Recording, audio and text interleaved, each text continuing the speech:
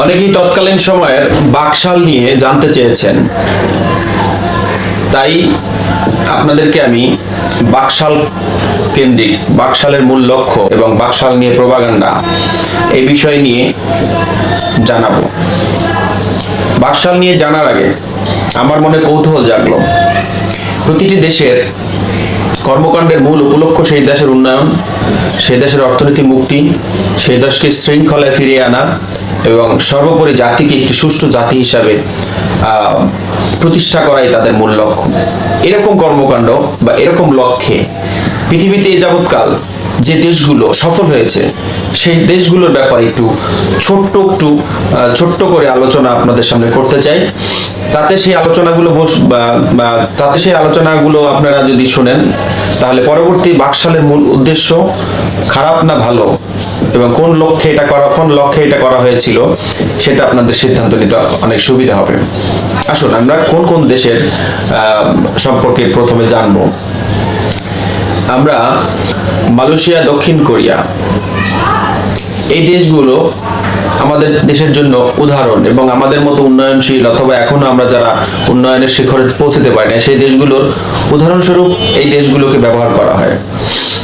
তা আমরা যাই, এই দেশগুলো স্বাধীন হওয়ার পর থেকে তারা কি কর্মপন্থা অবলম্বন করেছিল, কোন কোন বিষয়গুলোকে সর্বোচ্চ প্রাধান্য দেওয়া হয়েছিল সেটা একটু জেনে নেই। প্রথমেই আমরা জানবো রাশিয়ার ব্যাপারে। 1917 সালে এক মহান বিপ্লবের মাধ্যমে রাশিয়ার রাজার শাসনের অবসান ঘটে। রাজার শাসনের অবসান ঘটার পরে রাশিয়া কি কর্মপন্থা অনুসরণ করেছিল? দুটো জিনিস অনুসরণ করেছিল। আমি আগে বলিনি, আমি 4-5টা দেশের, সফল দেশের সমস্ত ইতিহাস, সে মুক্তিযুদ্ধ তাদের স্বাধীন হওয়ার পরে তারা যে কর্মপন্থা অবলম্বন করছিল তাদের দেখলাম 5টা কান্ট্রিতে, অন্যগুলো আরো অনেক কান্ট্রি বললে অনেক বড় ভিডিও হয়ে যাবে, আপনারা অধৈর্য হয়ে যাবেন। 5টা কান্ট্রিতে তারা 2টা জিনিসকে সর্বোচ্চ প্রাধান্য দিয়েছে। একটা হচ্ছে রাজনৈতিক স্থিতিশীলতা, অর্থাৎ রাজনৈতিক স্থিরতা তৈরি করা, বিশৃঙ্খলা থেকে বা রাজনৈতিক কর্মকাণ্ডের কারণে দেশের অস্থির পরিস্থিতি তৈরি হবে এইরকম বিষয়ে ক্ষেত্রে রাজনৈতিক ক্ষেত্রে কোন সিদ্ধান্ত নিলে রাজনৈতিক স্থির পরিস্থিতি তৈরি হবে, অর্থাৎ রাজনীতি কেন্দ্র করে বিশৃঙ্খলা তৈরি হবে না এবং নানান মতভেদ, নানান বিষয়ে রাজনীতিকে কেন্দ্র করে দেশের অস্থিরতা তৈরি হবে না,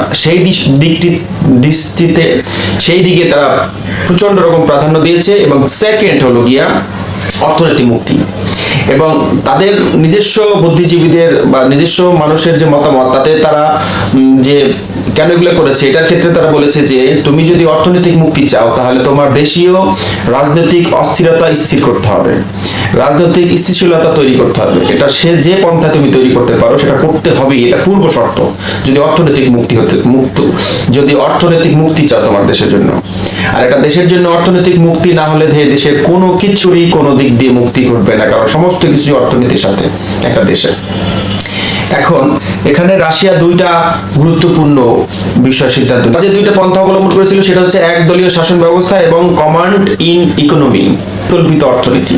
এখন কমান্ড ইকোনমি আর হচ্ছে পরিকল্পিত অর্থনীতি যাই বলে, সেটা কি ছিল? সেটা হচ্ছে তাদের দেশে মুক্ত বাজার অর্থনীতি ছিল না, সেখানে রাষ্ট্রের আন্ডারে সমস্ত কি উৎপাদন হবে, কি করবে না করবে সমস্ত পরিকল্পনা ছিল রাষ্ট্রের আন্ডারে, এবং উৎপাদনের পরে সেটার দাম জাতীয়ভাবে কত হবে না হবে সমস্ত কিছু সরকার নির্ধারণ করে দিবে, এবং সেটা হচ্ছে তাদের মধ্যে একটা বন্টন প্রক্রিয়া পরিচালনা শুরু করে। এবং এটার কারণ হচ্ছে যে সিন্ডিকেট, মাঝখানে মধ্যবিত্ত সত্তা, এগুলো দূরকরণ হয়ে জাতীয়ভাবে সরকার নিয়ন্ত্রণ করবে টোটাল বাজারটাকে। অনেকে ধারণা করে যে বঙ্গবন্ধু হয়তো বা এখান থেকে তার বাকশালের অর্থনৈতিক থিমটা নিয়েছে, সম্পূর্ণ ঠিক তা না। রাশিয়ার যে মুক্ত বাজার বন্ধ ছিল এবং রাষ্ট্রের যে নিয়ম নীতি ছিল অর্থনীতির ক্ষেত্রে, বাকশালের অর্থনীতির ক্ষেত্রে অতটা কঠোর এবং ওইরকমটা ছিল না। এই হচ্ছে রাশিয়ার প্রথম শুরুয়াত। সেই রাশিয়ার উত্থান উপরের দিকে শুরু। এখন রাশিয়া আমাদের কাছে উদাহরণ। এবার আসুন ভিয়েতনাম দীর্ঘদিন দীর্ঘদিন যুদ্ধের পরে দেশ স্বাধীন হওয়ার পরে ভিয়েতনাম কি কর্মপন্থা অবলম্বন করেছিল এবং সর্বোচ্চ যে দুইটা কর্মপন্থা অবলম্বন করেছিল সেই দুটার ব্যাপারে আলোচনা করবো। প্রতিটা দেশেরই সর্বোচ্চ দুটার ব্যাপারে আলোচনা করবো, যে দুইটা বিষয় তারা গুরুত্ব দিয়ে একইভাবে দুটা জিনিসকে তারা খুবই গুরুত্বপূর্ণতার সাথে নিয়েছে। সেটা হচ্ছে তাদের রাজনৈতিক সিস্টেম এবং হচ্ছে তাদের অর্থনীতি। তাদের রাজনৈতিক সিস্টেমটা কি ছিল? রাজনৈতিক ক্ষেত্রে তারা করেছিল একদলীয় শাসন ব্যবস্থা। তাদের দেশে একটি মাত্র বৈধ দল কমিউনিস্ট পার্টি অফ ভিয়েতনাম, এটাকে CPV বলা হয়। চীনের মতো এখনো তাদের দেশে একটি মাত্র দল পলিট ব্যুরো দেশ পরিচালনা করছে। তাতে কি হয়েছে? দেশের রাজনৈতিক স্থিতিশীলতা হয়েছে, অস্থিরতা দূর হয়েছে। এবার আসুন অর্থনীতির ক্ষেত্রে তারা কি করেছে। এবং এটার মূল কারণ ধরেছিল তারা যে আমরা যদি রাজনৈতিক স্থিতিশীলতা আনতে পারি তাহলে আমাদের দেশের জনগণ কর্মসংস্থান তৈরি হবে। কিভাবে তৈরি হবে? বিদেশি বিনিয়োগকারীরা তাদের দেশের আস্থা তৈরি হবে এবং সেখানে নানান কর্মসংস্থান তৈরি হবে। উৎপাদনশীল রাষ্ট্র হিসাবে তারা বিশ্বে নিজেদেরকে প্রকাশ করতে চেয়েছে। এটাই ছিল তাদের মূল লক্ষ্য, অর্থাৎ প্রোডাক্টিভিটি কান্ট্রি। যেটা এখন আমরা এসে দেখেছি যে ভিয়েতনাম মানে কি পরিমাণে তাদের দেশে বিনিয়োগ করে মানুষ, ভিন্ন দেশের লোকজনরা। আমাদের দেশের গার্মেন্টস পর্যন্ত ভিয়েতনামে শিফট হয়ে যায়।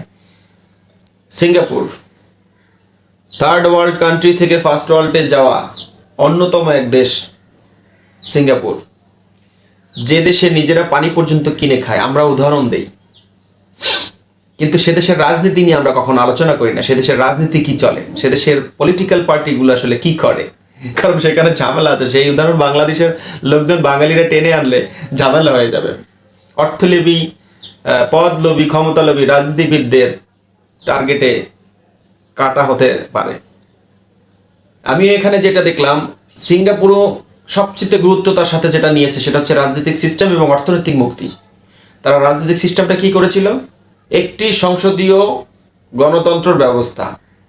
মজার বিষয় হচ্ছে সেখানেও একটি মাত্র দলই দেশ পরিচালনা করেছে দীর্ঘদিন, 1965 সাল থেকে এখন পর্যন্ত।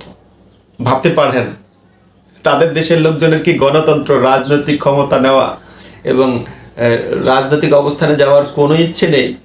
আমাদের কত ইচ্ছে। আমাদের দেশে কৃষকরা রাজনীতি করবে, কৃষকরা প্রধানমন্ত্রী হবে, মুচির ছেলে প্রধানমন্ত্রী হবে। তাদের মধ্যে এই প্রলোভনটা কেন ঢুকছে না? এই ইচ্ছা শক্তি কেন হচ্ছে না? যোগ্যতা নেই মনে হয়। হ্যাঁ, বুঝতে পারছি, যোগ্যতা নেই।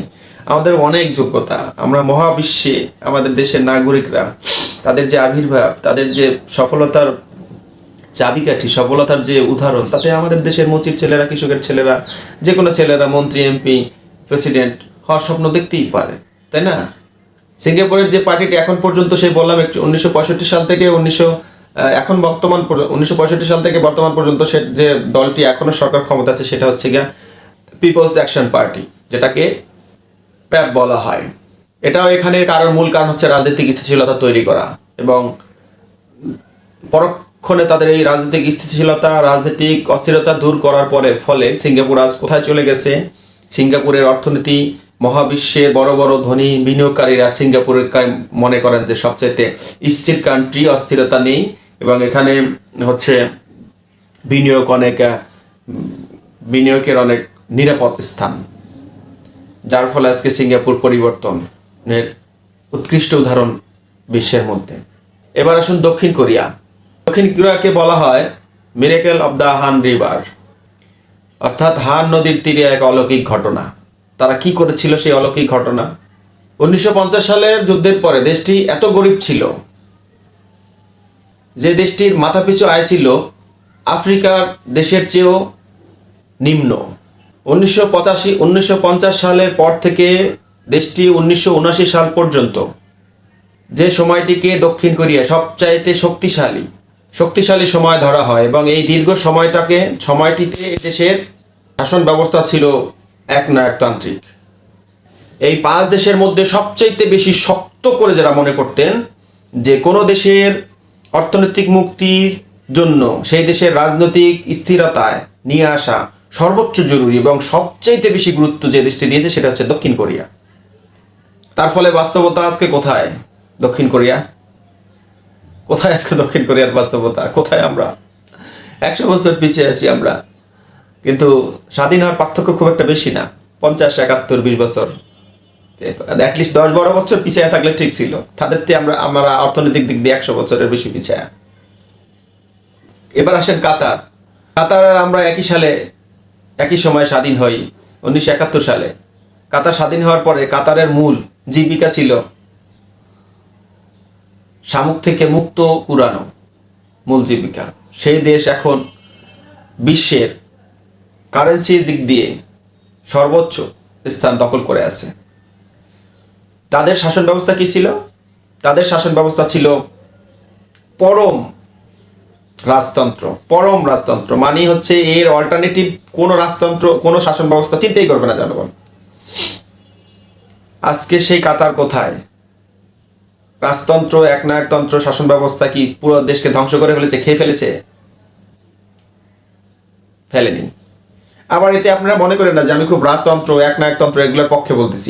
আমি জাস্ট, যেহেতু আমরা বিশ্বের অনেক সফল কান্ট্রির উদাহরণটা এরা সফল, তো আমরা সেসব দেশের রাজনৈতিক বিষয়ে আলোচনা কেন করি না?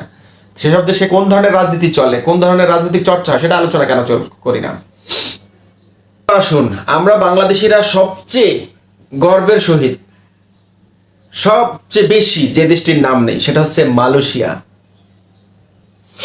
একদম সবচেয়ে বেশি উদাহরণ দিই, মালয়েশিয়া কোথায় আর আমরা কোথায়? মালয়েশিয়া কোথায় উন্নয়ন করে ফেললো, কোথায় কি করে ফেললো, আমরা এখন কোথায় করে ফেললাম? মালয়েশিয়া কিভাবে কি করলো? মালয়েশিয়া স্বাধীন হয়েছে কত সালে? চলুন ছোট্ট করে জেনে নেই। 1965 সালে মালয়েশিয়া মুক্তভাবে নিজের দেশ তৈরি করার পরে তাদের দেশের প্রধান অর্থনৈতিক ছিল রাবার উৎপাদন, রাবার বাগান। সেখান থেকে মালয়েশিয়া আজ কোথায়? মালয়েশিয়ার রাজনৈতিক সিস্টেম কি ছিল চলুন একটু জানি। সেখানে অনেক রাজা টাজাদের ব্যাপার স্যাপার আছে, সেগুলোতে আমরা না যাই, কিন্তু সেখানে মূল কাজ করে প্রধানমন্ত্রী। দেশ পরিচালনার ক্ষেত্রে সর্বক্ষমতা যার হাতে সে হচ্ছে প্রধানমন্ত্রী। এই প্রধানমন্ত্রী নির্বাচন তারা কিভাবে করে? এবার আপনাদের একটা মজার তথ্য দিই, মালয়েশিয়া স্বাধীন হওয়ার পর থেকে এখন পর্যন্ত বারিশান ন্যাশনাল একটা জোট পার্টি দীর্ঘদিন শাসন করে। তার মূল কারণ হচ্ছে ওই যে একই আগের মতো রাজনৈতিক স্থিতিশীলতা নিয়ে আসতে হবে যদি অর্থনৈতিক মুক্তি চাও। মজার ব্যাপার হচ্ছে ডক্টর মাহাথির মোহাম্মদ, তিনি শাসন থাকা অবস্থায় 2018 সাল পর্যন্ত ওই একই জোট মালয়েশিয়া শাসন করে, ওই একই জোট। এবং ডক্টর মাহাথির মোহাম্মদ প্রধানমন্ত্রী হওয়ার পরে তিনি দেশের জন্য ভিশন 2020 থ্রো করেন এবং রাজনৈতিক বিষয়গুলোকে স্থিতিশীল করেন, যার ফলে একই জোট চিন্তা করা যায় 1965 সাল থেকে 2018 সাল পর্যন্ত দেশ শাসন করে। চিন্তাই করা যায় না আমাদের দেশে এরকম কোন জোট যদি চিন্তা করে, সেই জোটের পরিণতি যে দেশের জনগণ কি করবে আমি জানি না।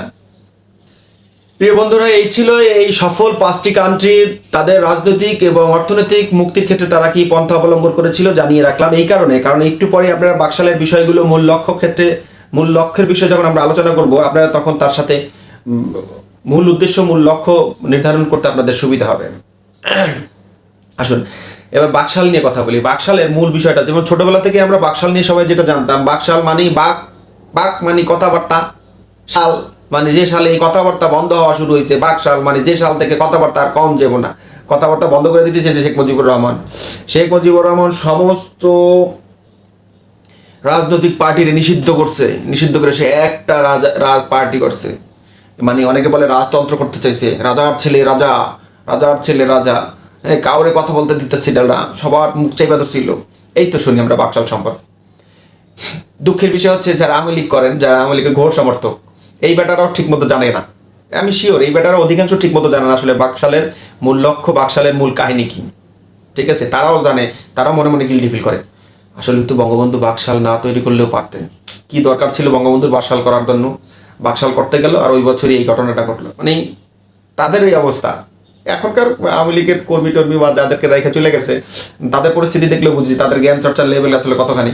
যদিও তাদেরও মানে তাদেরও ভুল বলা যাবে না, কারণ আওয়ামী লীগ এই ধরনের স্কিল ডেভেলপমেন্টের রাজনীতিটা আসলে করছে কিনা আমার যথেষ্ট সন্দেহ আছে, এবং সমস্ত শাখায়।